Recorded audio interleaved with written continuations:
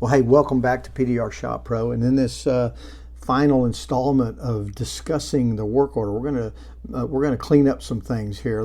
We're in the work order we've been discussing in the previous videos. One of the things under the phases you'll see is the subtasks, and one of those is the tear down. In our shop, we tear the vehicle down when it comes into the shop, when it's checked into the shop. And so other companies wait until after it's approved. So it's not in the official phases list. It's in the subtask. So you can click that when that's done. You can have your R&I tech do that. Parts, body shop, and glass all come with ordered and received dates, or sent and return dates. And so that's how you can keep track of those subtasks, and it helps for your analytics. Any SMS messages that are sent out, it automatically keeps a record of them here. As you can see, I assigned this work order to PDR Tech and an R&I Tech, and they received an SMS message when that happened to tell them, hey, this has been assigned to you. So you didn't have to pick up the phone and call multiple people. They just got an alert. You can set appointments here. Let's say you have an adjuster coming on Wednesday. You can set an appointment for the adjuster to show up, and that will show up on the calendar in the menu. Also, you have the insurance information here, the rental information we've already discussed.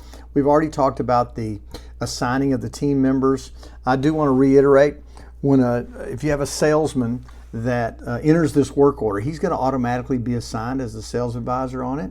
You can also have default R&I techs per location, and as you can see, I've added a PDR tech, assigned that to this work order.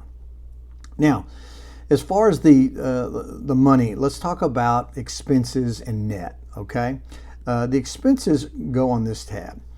Understand the rentals are automatically calculated. Each rental has its own in-house cost, and that is automatically calculated per day, and so you don't even have to record the rental part of it.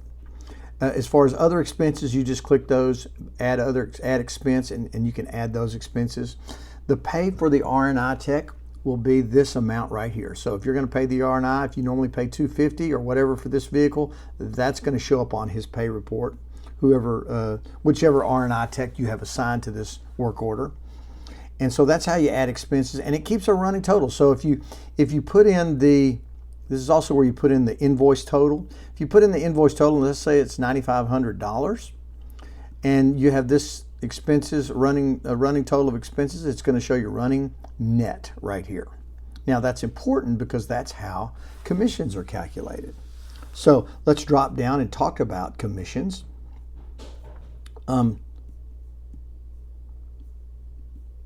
Here's commissions right here. Now under commissions, as soon as you put the calculate, it will fill this out.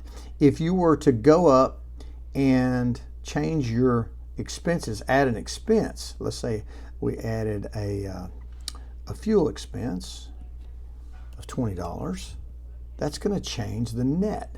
So I'm going to want to go down here and recalculate. That's going to change these numbers. And when I'm all set and the vehicle's delivered, I've got all my expenses recorded, then I'm going to lock this for pay run. So now those expenses, those commissions are locked for my pay run when I do my pay run. We'll talk about that on another video. The only other couple things we want to talk about is the payments, all right? Now, I've already shown the payment made in full here, but this is how you add payments. So when an insurance company pays, or when a customer pays a check, you can add those payments right here, and as you can see, we've got a balance of 0 here. And so you can see this is paid off, and it's ready to be paid on. And the only other thing, you have the customer and the vehicle tabs down here. One other thing I want to mention, you've got a photos tab. What I like to do, if you have any existing damage that you want to make a note of, you can take pictures of that. Any documentation, let's say you take a picture of their driver's license or their insurance card.